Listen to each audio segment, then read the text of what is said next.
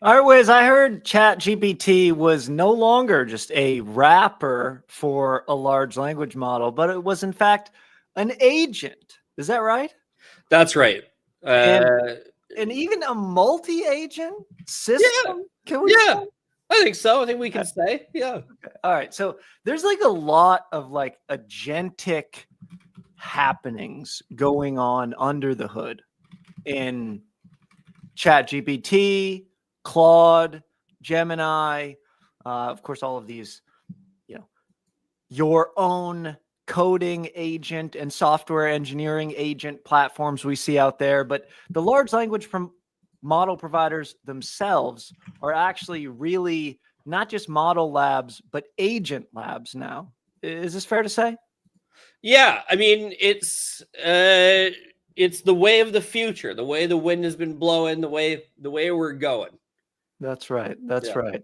Yeah, and we have a lot of agentic stuff to do the rest of this series. We're going to start off today with agentic search, and we've got to paint a broad picture of what it means to be an agent, to be agentic, to do search, and then we've got a lot more agentic stuff coming.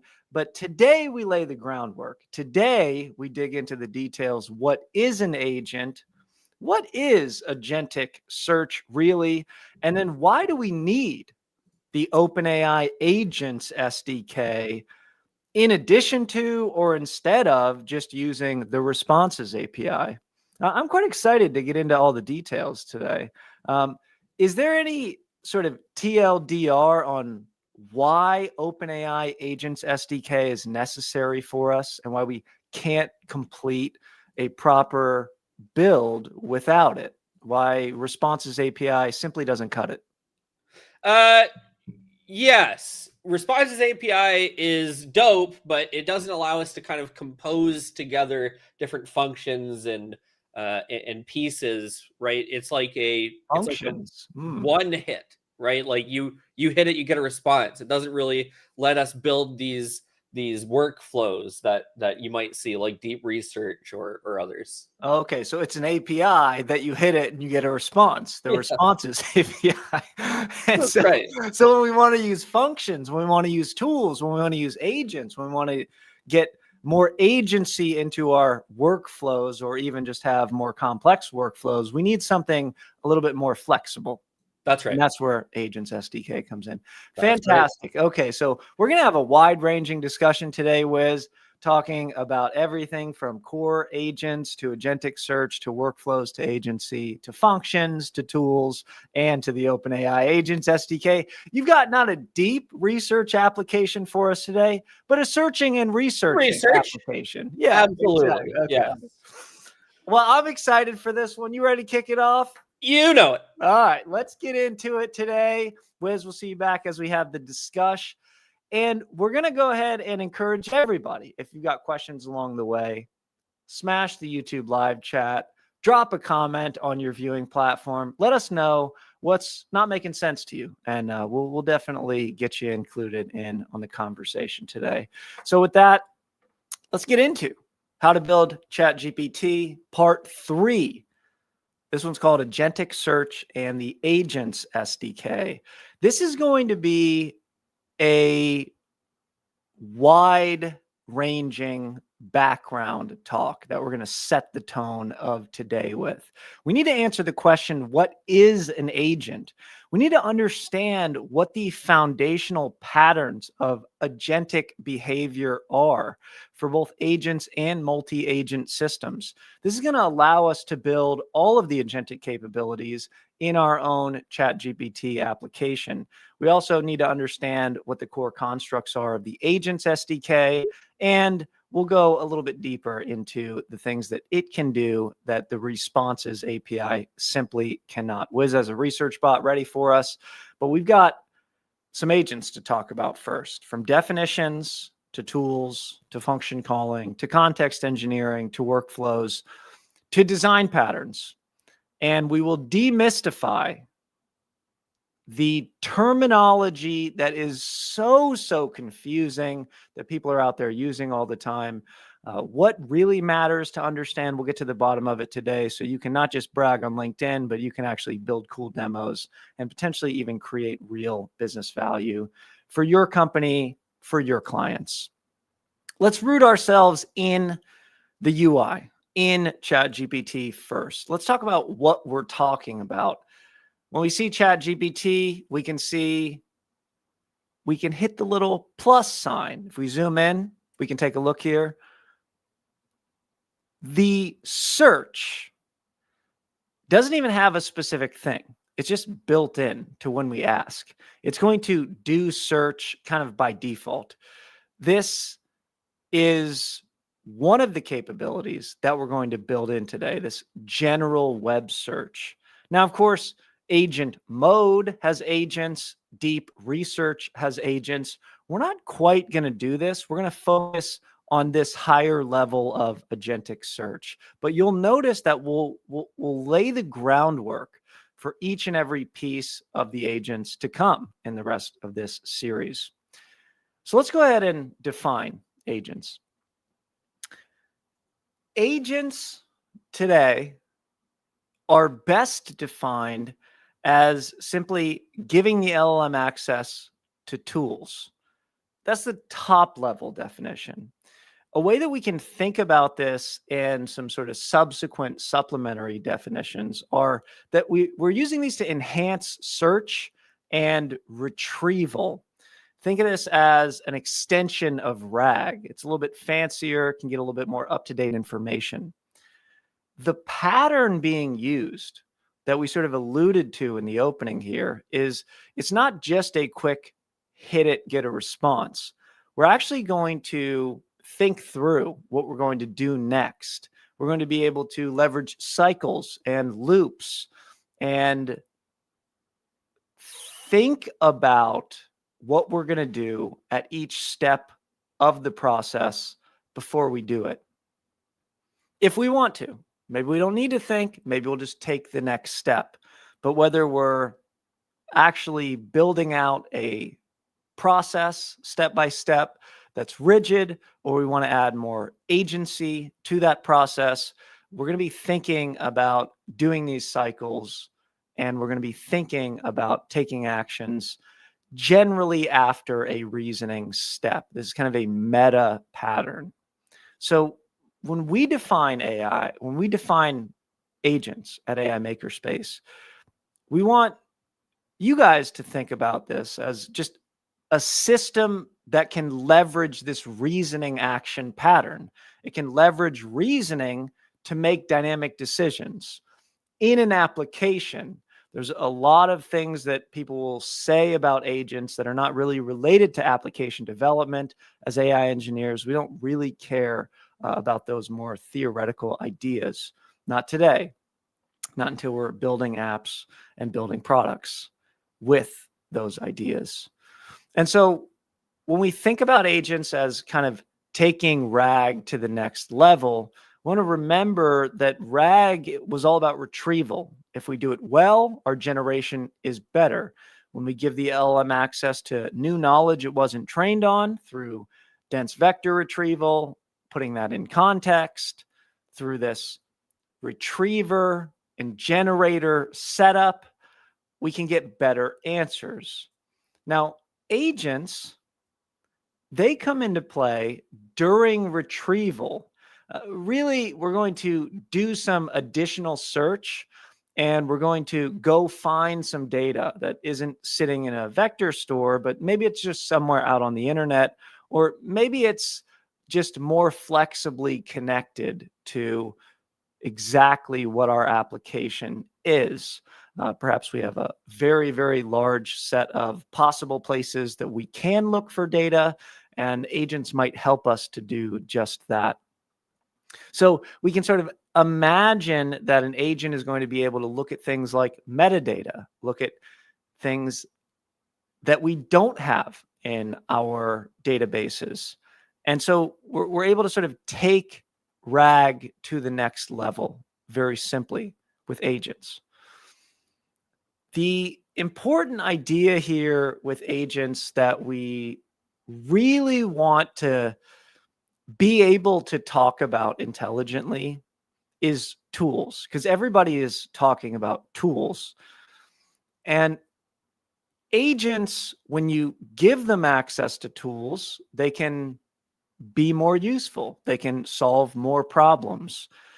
This very, very simple idea of the LLM given access to tools, literally giving it access to tools creates an agent. So the LLM becomes an agent when it gets access to tools. So we're not just going and getting the answer. We're going to the LLM. It's thinking, do I need to go find some additional information? And then maybe I'll get an answer. So we can sort of think of the LLM as a superhero, and we're going to pick out tools from our superhero tool belt as necessary. We can visualize this very simply as well, similar to the way we talked about RAG. We can ask a question. We can go to our agent, to our LLM, and our LLM can sort of decide, do I need to take an action? I've reasoned I need to take an action. So what should that action be? Well, whatever it is, I'm going to feed the result of it back in to context before I produce my final answer. Now, those actions are likely going to be associated with tools that we can call or functions that we can call more generally. And when we put it back into context, we're sort of maintaining this kind of conversation thread that includes our observations and each step of reasoning that we take. And so we're giving the LLM access to tools while sort of enhancing retrieval.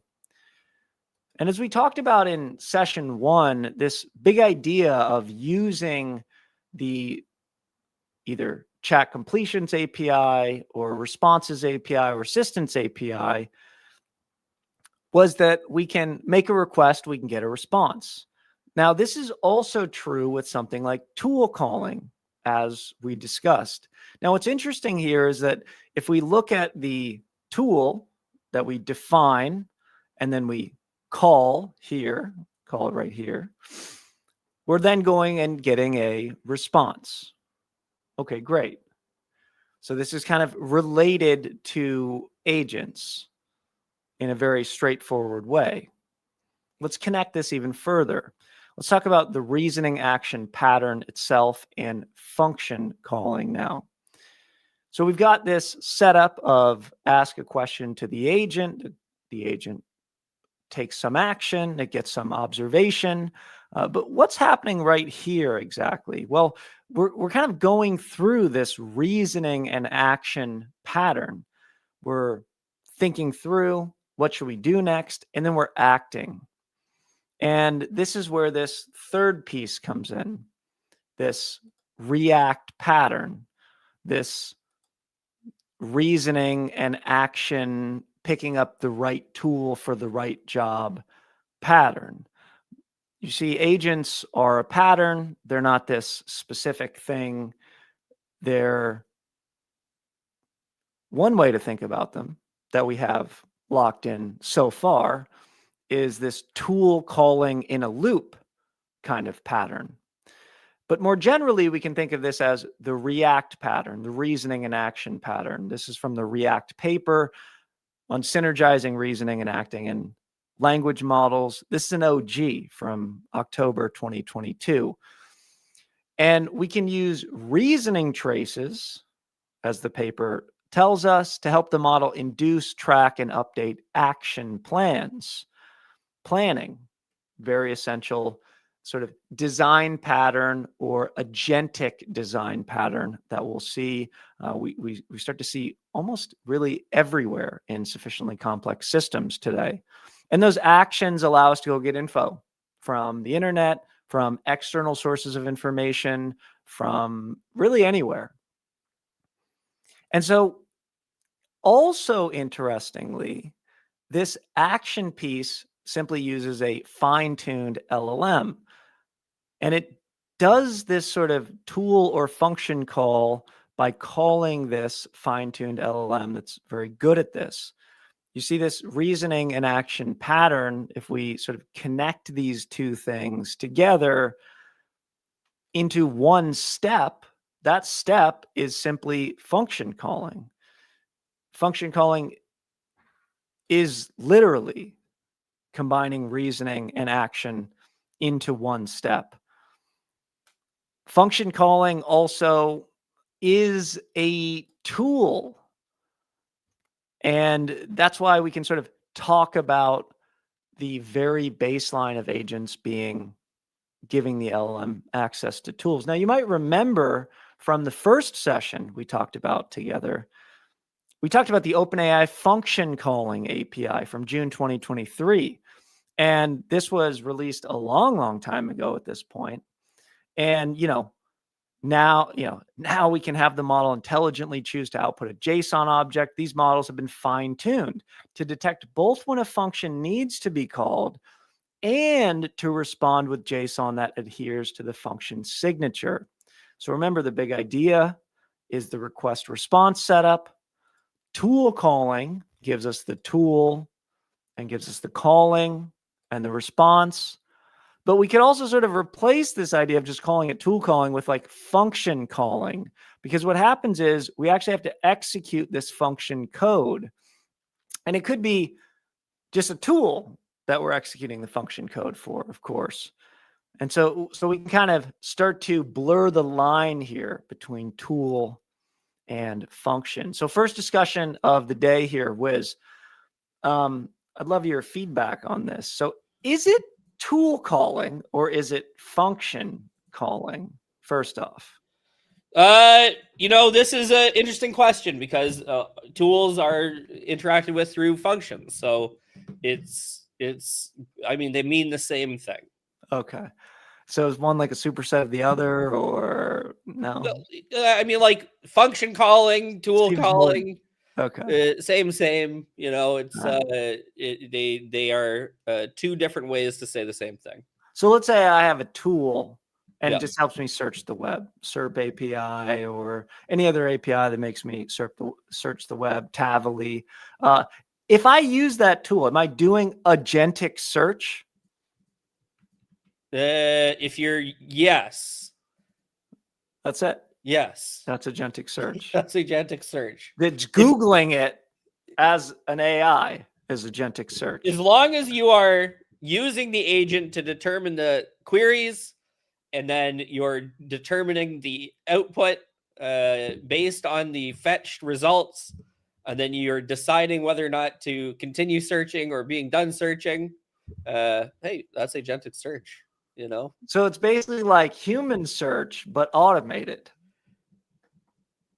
That's definitely a way to say that. Yeah. Okay, all right. It's like human search, but an agent's doing it. Yeah. But like AI. That's right. Yeah. Okay. That's right. All right, that's dope. Okay. Well, I guess that's pretty simple then. So it's not that bad. I guess that's all there is to it. Okay, we'll keep it moving then, Wiz. Thanks for your insights. No. Okay, so we'll get into how does this come together into all the things we've discussed so far in the series. Well, this is where context engineering comes up. Remember, an agent is simply a system that can leverage or emulate reasoning to make dynamic decisions. It's doing that decision-making thing for us. It's got agency. It has access to tools. We can enhance retrieval. It's the React pattern. And remember, RAG was giving the LLM access to new knowledge, which of course tools can help us find as well. And it was doing retrieval, putting it in context. And of course, prompt engineering, as we learned in session 1 of the series, is just giving the LLM instructions in context. And so, we kind of also threw out in that session that prompt engineering is now kind of subsumed by context engineering. And so this larger context engineering piece includes all of prompt engineering.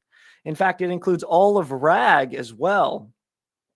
Now, if we look a little bit closer at this, and we can see lots of different types of ways people have visualized this in the past, it's like I don't see agents exactly, but I do see tools. I also see some memory and state and history here. That's pretty interesting. But I see tools. And so, we've often seen people talk about context engineering in this way: instructions, knowledge, and tools. I think it's fair to say we can call this kind of prompt engineering, RAG, and agents. We're hearing things about context engineering. It's the delicate art and science of filling the context window with just the right info for the next step. Context engineering, some say, is the number one job of building AI agents. Okay, so I've got a clarifying question. Wiz, maybe you can help us out again here. So are agents actually part of context engineering, or is context engineering just sort of part of building agents? So context engineering is the idea of maneuvering and schmooving context around in order to achieve some goal. So in some sense, agents are systems by which we do context engineering. So yes, they're a part of it. Are they like in the circle of context They're not in the engineering circle. by themselves? They leverage all the things in the circle, right? So it's a different kind of a relationship to context engineering. So like, context engineering is not agent, but agent does context engineering. Yeah. Well, and because the LLM is like the agent. And so holding everything in context, who's doing it? The LLM. If it's got agency, it's an agent. And so, like, in some sense, yeah, agent kind of sits above. That's right. Interesting. Agent sits above all. But then what about app?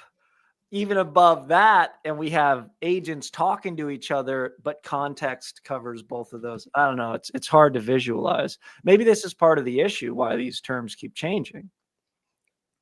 It's definitely hard to visualize. I mean, but the idea is that it's actually, you can kind of think of like agents or systems that do the context engineering.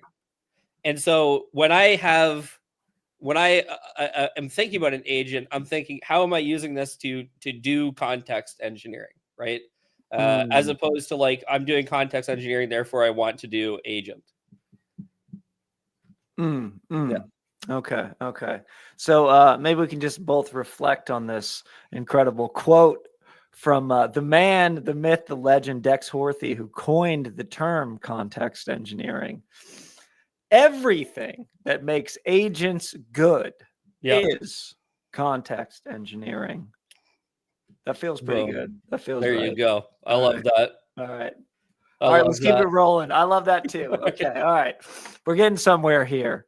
So we can also learn from what some of the big model providers / agent labs are putting out, what they're telling us, what they teach us from the systems they've built. For instance, Anthropic building their multi-agent research system. They say things like, agents often engage in conversations spanning hundreds of turns. We need very careful context management here, careful conversation management. And this is, again, just visualizing only one agent having a conversation with the environment, so to speak, of tools and of questions and of context that it lives in. Okay, so let's talk about agency and workflows. Let's talk about the complexity of workflows. And while agents enable a lot of very complex things, and this is essentially getting back to the science of complexity itself, that by very simple rules and very simple tools, very simple function calls, we could imagine producing fairly complicated, even emergent complex behavior. This is something that's been well studied by people like Stephen Wolfram for many, many decades, the science of complexity. And it's true that with very simple rules, we can produce incredible behavior. At the same time, though, if we want to create real ROI for our companies Anthropic and others are constantly reminding us, like, we need to find the simplest possible solution. We don't want additional complexity if we don't need complexity. But when do we need complexity exactly? Well, we need complexity when we need an LLM to do that reasoning in the midst of a workflow.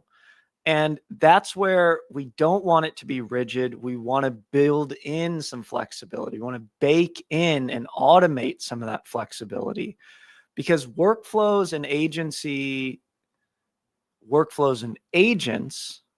rather exist on a spectrum. And agentic systems themselves will have some level of workflow that is sort of rigid step-by-step process, and some level of agent, some level of agency. And this can be visualized in a lot of sort of different ways, but at every level of agent, there's a level of workflow, and at every level of workflow, there's a level of agent. So we can kind of consider, how much agency do we need? And so the question we should all ask before we build an agent is, do I really need dynamic reasoning to solve the task or the problem I'm trying to solve more effectively than a rigid workflow could? And this is where you're going to be able to, really want to clearly answer yes.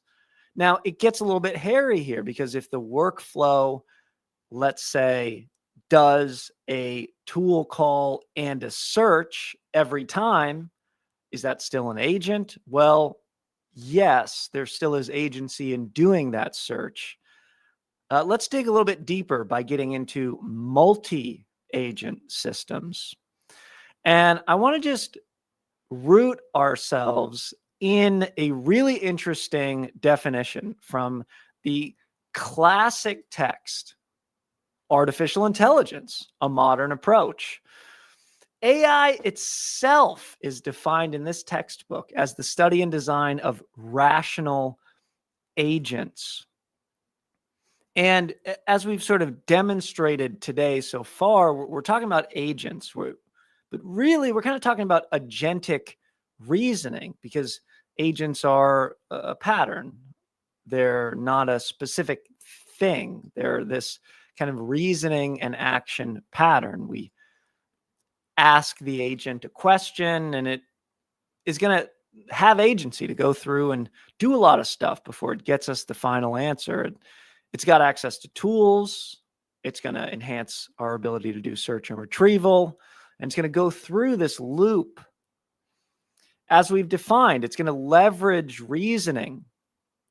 And if we extend this definition of agent or agentic system to multi-agents or a multi-agent system, we're just going to say that this is a system that can leverage reasoning from multiple independent agents to, again, make dynamic decisions in an application flow. And the question comes almost immediately, well, why would I need more than one agent? And if we extend, again, our critical question before we build an agent, we should ask, do I really need dynamic reasoning to solve the task more effectively than a rigid workflow could? Before I build a multi-agent system, I might ask, do I really need several specialized dynamic reasoning machines collaborating to solve the task more effectively than a single agent could? Another way that we can easily think about how to choose what do I really need here is, before I build an agent, I should probably ask, like, do I have too many things that indicate I need more agency? If else, if else, if else, if else, if else, if there's just a ton of potential paths, maybe I should think about putting an agent and smart head, an LLM with agency in that spot. If I have an agentic system and I still find myself with too many of these if else, if else, if else, if else, if else, if paths, maybe I put another head and I let it kind of decide for me. you see these multi-agent systems are really good if we want to kind of separate responsibilities, separate decision-making, separate or even group tools together. So that would be a specific, type of person, type of AI that kind of uses that set of tools very well. This is how we sort of talk about jobs as humans. We can separate what their sort of roles are, what their context is, just like classic prompt engineering best practices. And it makes for a lot of really easy to grok conceptual models. Essentially, we can separate functions, tools, really kind of both, and different kinds of functions and different kinds of tools. Because function calling combines React into a single step, what we see in multi-agent systems is we see that this sort of React pattern, this function calling pattern is happening literally all the way down. And so there's a really interesting kind of terminology issue that we run into when we think about tools versus agents or versus multi-agent systems. You see, it's often difficult to distinguish between tools, single tool agents, and agent teams, because we can call just a tool an agent, or we can refer to a single tool agent as just a tool. Moreover, when we look at an agent that has access to tools, if we consider each tool as its own agent, then we can quickly be looking at a multi-agent system. And so, Wiz, I've got a simple question I'd love for you to help us answer here. So is an agent with two tools a multi-agent system, or is it just an agent with two tools? That's an agent with two tools. Yeah. So how do we sort of decide where the line is here? Well, it's like, does an agent by itself make a multi-agent system? No. Does more than one agent working together make a multi-agent system? I mean, I hope so, And there are a number of ways we can achieve this. There's multi-agent as in multiple different agents working on a task together. There's also multi-agent as in one system that is comprised of multiple agents. So there's it's not like the sky's the limit. The sky's definitely not the limit. But it makes sense that there is this idea that a multi-agent system is a system that has more than one agent in the workflow at some point. So this is like where this gets a little bit tricky, right? Is what if we have two tools and those tools are agents, right? Then yes, it's a multi-agent system, because tool does not imply that it's just a function that executes a single task, like a Python function. A function can also be used to invoke an agent, and so suddenly we're agenting it all up. And I'm struck by how some tasks, even if it's just a tool that completes the task, or a function that completes the task, some tasks require more agency than others. That's right. For instance, web search is like, it's not going to be rigid. The results of your web search, every time, it's sort of a fundamentally more agentic task to do than simply, 2 times 2, the simplest function you can think of. And, it's like anything that sort of doesn't have a truly correct, answer that you could verify with classic ML style accuracy. You've got some agency, you got some wiggle room in there. And so that's right. Yeah. You've got some agenty things going on. It's getting agentic up in here today. It's getting pretty agentic, eh? And like, this is something that's interesting beyond just like, obviously it's kind of a meme to think about and do the thought exercise and, where is it? But it's actually like a really important distinction because, there's this world that people are like, oh, well, you should not build multi-agent systems, or you should X, Y, and Z. And the reality is that, in a vacuum, that it doesn't mean anything to say that, right? Like, it doesn't mean anything to say you shouldn't build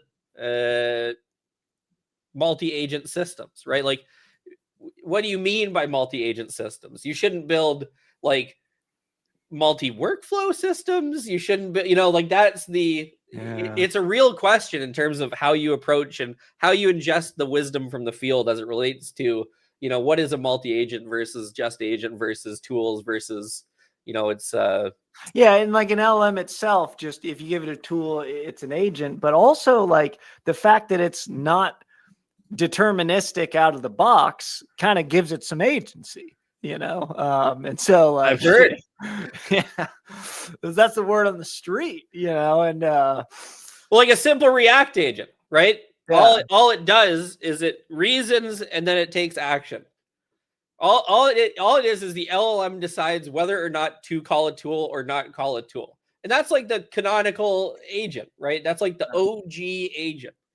That's all it's doing. There's nothing special. There's nothing fancy. It's just I have received a request. I have access to some tool. Should I use tool for request or not? And it's like that's the atomic agent at some point, and everything else is just a the complexity. Oh, the atomic agent. I like that. The complexity expands rapidly. That's right. That's right. Well, yeah, as soon as you get beyond one atom, it's it's just hard to track anymore. Okay. Fantastic physics connection there at the end. Let's keep it moving, Wiz. Let's get into this higher level of agentic design and agentic systems now. There's a lot of ways that you'll hear people talk about this, from cognitive architectures. This is something often talked about by Harrison Chase at LangChain. And this same idea of sort of levels of agency, it can be found, being put out by teams like Hugging Face. This kind of, again, this idea of workflows versus agency is kind of important to keep in mind, because we can sort of start to separate some of these even single agent patterns into workflows, as people like Phil Schmidt have done, like thinking about routing or parallelization as more of a workflow-based approach with less agency, whereas, something that's truly agentic is more like tool use and function calling or planning, or using the LLM as a judge to really reflect on its answers and produce a better one, to sort of loop through and reason through what to do next. And we can sort of, broadly put multi-agent patterns into kind of things that have supervisors and things that don't. And, there's a lot of different opinionated views on this. If you look in Landgraf's docs, for instance, they'll talk about multi-agent collaboration, supervisors, or even hierarchical teams. If you go and you watch some of Dr. Andrew Ng's talks, you might see sort of 4 categories put forth: reflection, tool use, planning, and multi-agent collaboration. I tried to sort of make a more exhaustive list here, and we can kind of think through, while it certainly might not be fully comprehensive, we can think through all of the possibilities for single agents to be routers, to be tools using the React loop, to write plans, to plan then act. This is something that is often used in deep research systems, to reflect or self-critique, to evaluate and optimize, to kind of use that LLM as a judge, to look across different inference outputs and choose the best one by committee, to think about different types of memory patterns and really tracking and managing state is part of, again, managing context. We saw long-term and short-term memory and state discussed in those context engineering bubbles. To think about parallelization, which is often, something that we leverage in these multi-agent systems that are popular today, like deep research. But really, that could just be splitting a single task into multiple subtasks. That could be the planning, or it could be actually sending multiple agents out to do different things, putting a human in the loop, or even having tool required specific guardrails to constrain specific things. For instance, imagine you want to give someone a refund automatically. That certainly should be something with some rails on it if a human isn't in the loop. Multi-agent systems go another level up. We can use supervisors. We can think about handoffs between agents as tools. And we'll see this is indeed how we think about this in the OpenAI Agents SDK. Hierarchical teams could be, teams of teams. So the supervisor has a supervisor. We can think of this network of free graphs and of swarms. We think of, debating and collaborating. We could think of role playing up, sort of playing specific job title roles to sort of have discussions and really hash things out. And we've covered mixture of agents on this channel before, where you have different LLMs getting responses and combining them. There's also sort of very specific things like deep research loops and coding agent loops, including autonomous software engineers that we see today. Importantly, though, just to root ourselves, our user doesn't really care what patterns we use. They just want our app to produce a great output for them. And so really, making sure you consider that, you stick with that, it's always going to be of paramount importance. It's your job to figure out what's bad, what's good, what's great. And so as we think about leveraging different agentic patterns, let's think about how we can do this using the Agents SDK. The Agents SDK is OpenAI's agent framework. It's for orchestrating multi-agent workflows, great. And it was built off of the back of Swarm, which was their release in October 2024 that has now been replaced by the OpenAI Agents SDK. It's got two key constructs we need to understand: routines and handoffs. The notion of a routine, you can imagine what a routine is. We all wake up every morning. While it says it's not sort of strictly defined, it can sort of mean a set of steps. And insofar as we do have a definition, we can imagine those steps are instructions, they're prompts, and they're also the tools necessary to complete those steps. The routine is a set of instructions with access to tools. How very agentic. And a handoff is an agent or a routine, handing off an active conversation to another agent. Think about getting transferred on the phone to someone else. An agent or a routine is a handoff. So a handoff is an agent or a routine. Well, so this gets back to our issue, right? It's often difficult to distinguish between tools, single tool agents, and agent teams. We can refer to a single tool agent as simply a tool. And when we talk about handoffs and routines, we can define this handoff between two agents as an agent itself, or as a routine. Remember the patterns, right?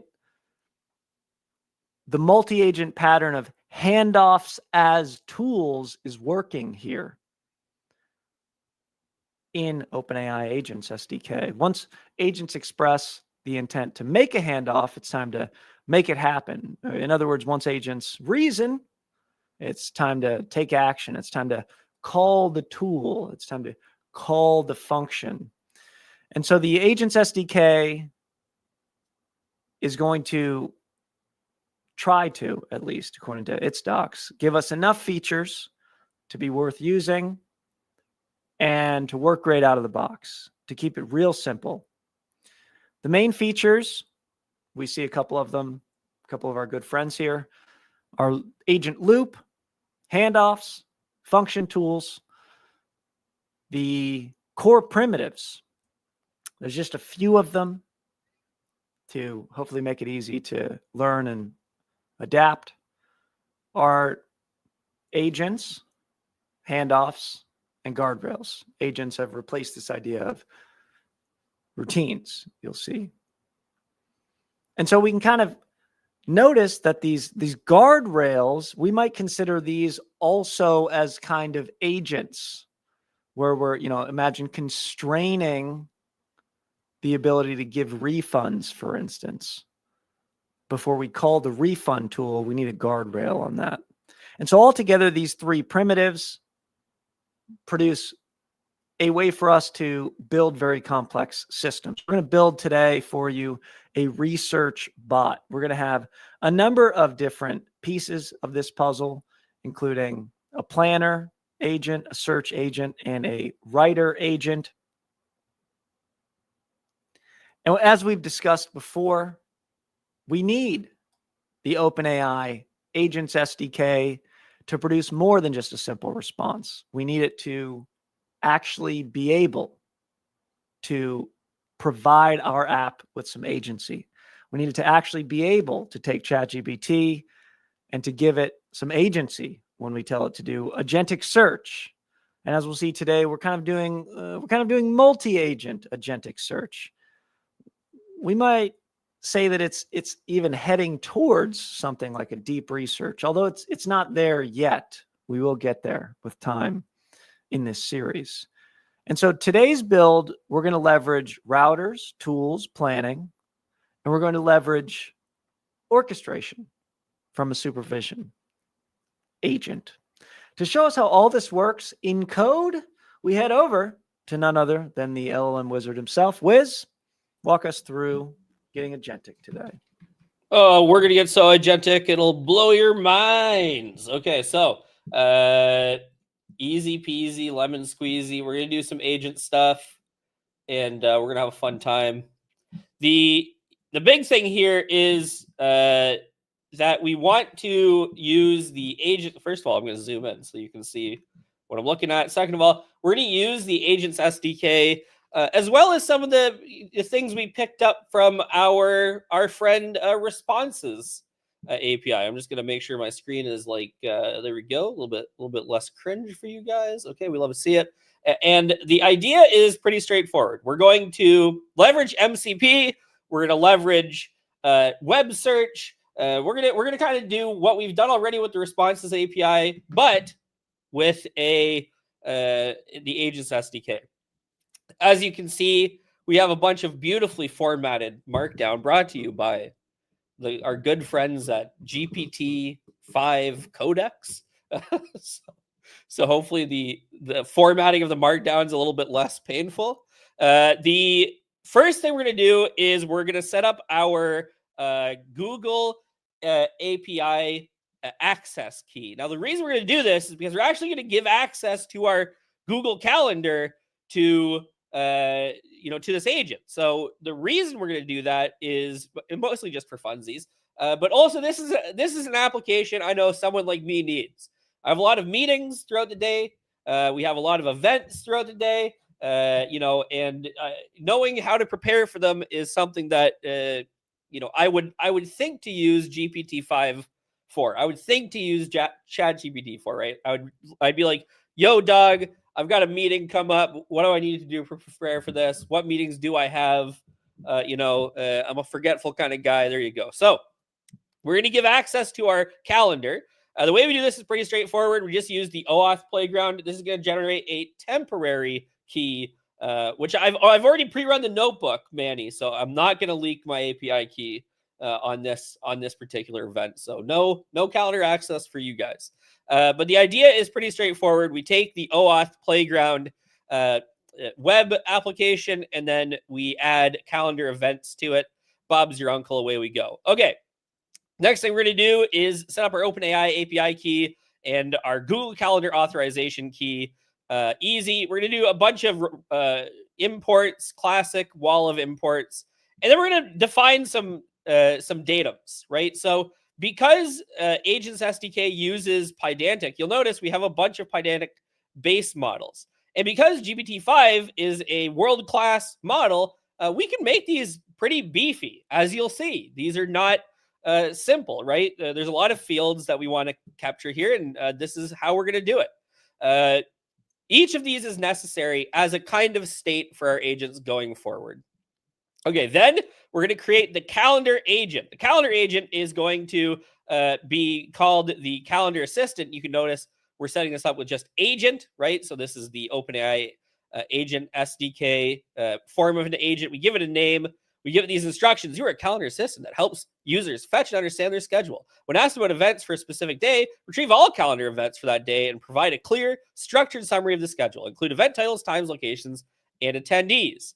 And then the only tool this bad boy has is a hosted MCP tool. Now, a hosted MCP tool means it's a MCP tool that is hosted somewhere. So actually, the Google Calendar MCP is hosted. We don't have to run this thing in our browser, right? Or in our environment. This is hosted. All we need to do is pass through our SDK. So the tool is a MCP server. Well, you know we got MCP in this bad boy, right? So this is the idea. And this is part of the connectors, right? So through the responses API last time, we looked at the connectors. And the connectors were, the way that a user can use OAuth to log in, right? And then start doing cool stuff. And you'll notice this pattern, right, is very familiar. So you can imagine in a UI setting, we could have the user click a OAuth button, generate their key, and then pass this through during the construction of our agent. So this is the kind of idea that we're going to leverage in the future when we move this to the end-to-end effort. And of course, we have our GPT-5 model because we're using GPT-5 these days. There you go. Brand new model. It's real good. Then we have an event analyzer. This is just a kind of normal agent. Normal meaning it doesn't have a tool. So there's no tool here. This is like, just meant to do something. You could call it a prompt, but it's more than a prompt, right? It's going to have the ability to work at this problem in an agent fashion. It's not just like a one-shot prompt like the responses API. You'll also notice that for GPT-5, we're going to pass in our reasoning effort. We're going to set our reasoning effort to medium. For our calendar tool or agent, we did not require reasoning effort. So this is the idea. We can toggle specific reasoning efforts, just like we did in the responses API, right? You can kind of see how this is tying back into the responses API. And then our output type is going to be that structured Pydantic base model that we created above. Finally, we can make a research agent. The research agent is just going to gather relevant information. It's going to use the web search tool. We're going to use a fast, slick LLM for this, and we're going to require it to use the tool. The tool choice required means it must use the web search tool. You may say, well, this is the research agent. Shouldn't we have big thinky? Well, actually, all this is doing is it's searching, right? So that search phase can be fast and efficient, right? And then the synthesization, which I don't think is a word, but the eventual synthesization of the responses will be the thing that requires thinking, right? So we're just spamming out web searches for this, and you'll notice, right,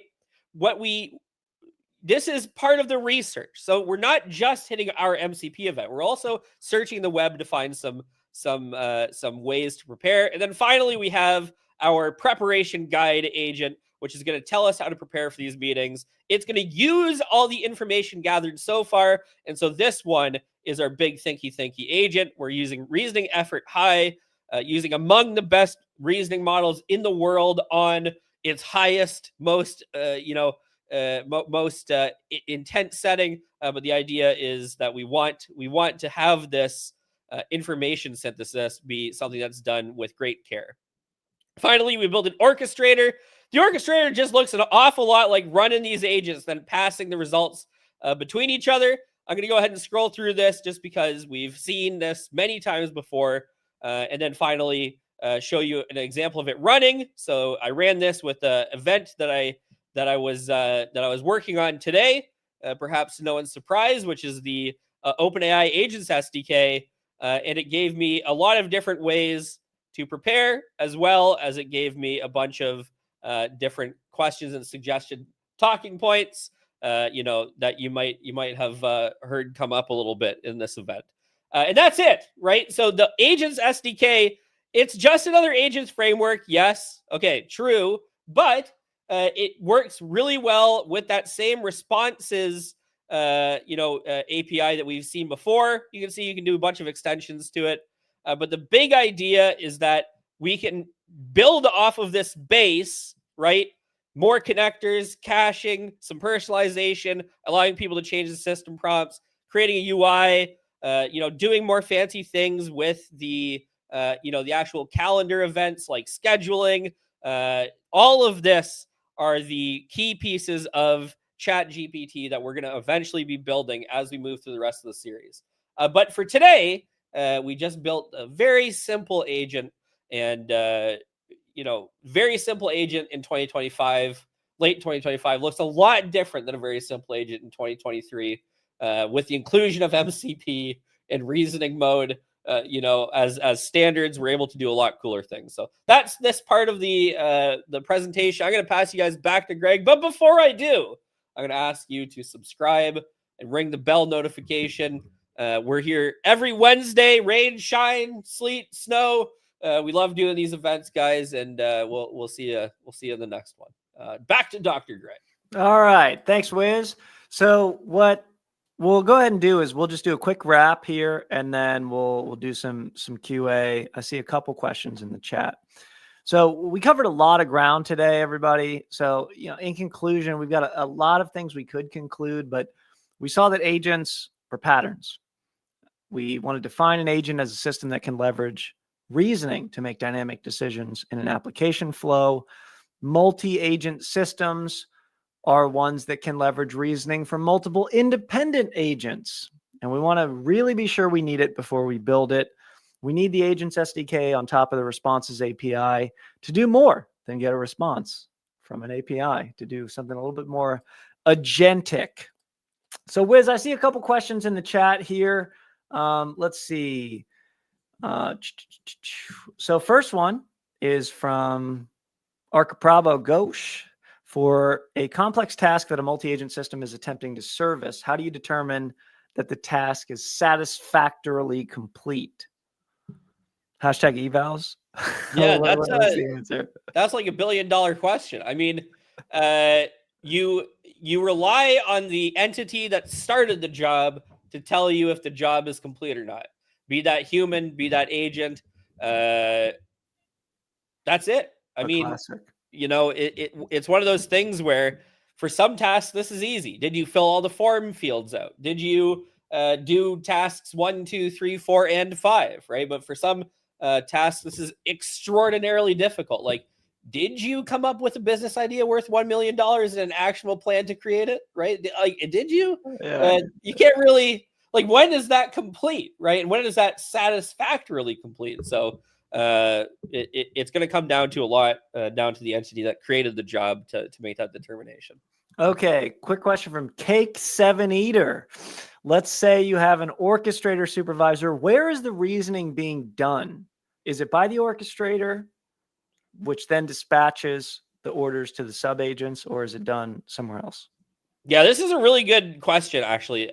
So for the most part, we don't want it to be done by the orchestrator, the reasoning. We want the orchestrator to just kind of like move between jobs, right? Like move between different agents, and then pass off to a agent that's good at this whatever requires reasoning. So in the kind of hierarchical agent structure, we don't want our orchestrator to be a heavy reasoner. We just want it to route requests correctly. Though you can think of course, you can think of examples where this is different, and you want that some small piece of your orchestration pipeline to be able to think through problems well. But I would say as like a general rule, not necessary. So the planner, you want to separate planning from literal orchestration and routing. That's right. Yeah. Like a plan creation agent versus a orchestrator that does planning. Yeah. That's right. One of them is the strategist and one of them is the tactician. That's right. Getting stuff done. Okay. Pointing. Boom, boom, boom, boom, boom. You go here, you go here, you go here. That's right. You agent. Go, go, go, go, go. Yeah. That's right. All right. So Charles, I think what Charles is asking here is if people don't want to use OpenAI Agents SDK, is there another agent software development kit? Like they stole the name of this. Like, is there another orchestration framework that we would recommend? I believe we have a playlist on YouTube of all of the ones that we've talked about. We're going to continue in late 2025. We're going to continue to advocate for Lang Graph in the Lang chain ecosystem. It is still a great way to get started with agents, but we've done events on some handful or a dozen of different frameworks that are open source and aren't. Now, if what you mean is like, I don't like OpenAI models, because the OpenAI Agent SDK is open source. Like it's fully available for you to use. And it doesn't just work with OpenAI models, right? So if you just mean, I don't like the OpenAI models, then you would just point at a different model, which you can do with the open source OpenAI Agents SDK. Yeah. All right. Dope. Thanks, Wiz. It's fun getting Agentic today.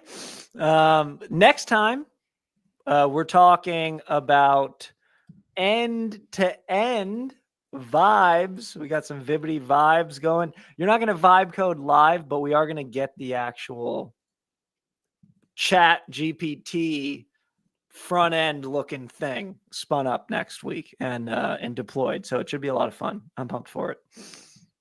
We'll see you back then.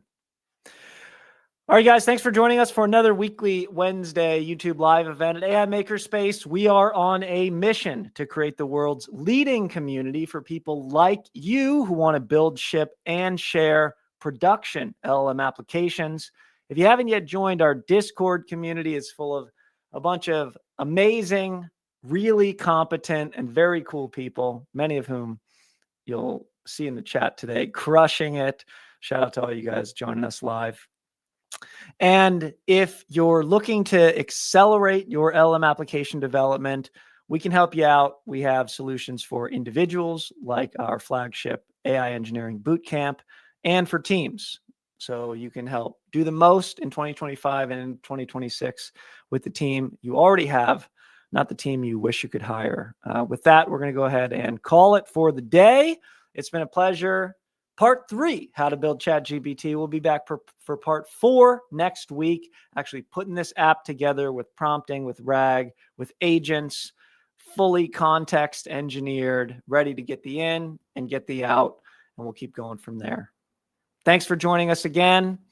Until next time, keep building, shipping, and sharing. We'll do the same. See you next Wednesday, guys. But Greg, how do they get started building, shipping, and sharing? Getting started is the hardest part, like it was for you and for me. You can get started with the AI Engineer Challenge, and you can share it in the Build, Ship, Share channel on Discord. Links in the description. What if they want to accelerate their ability?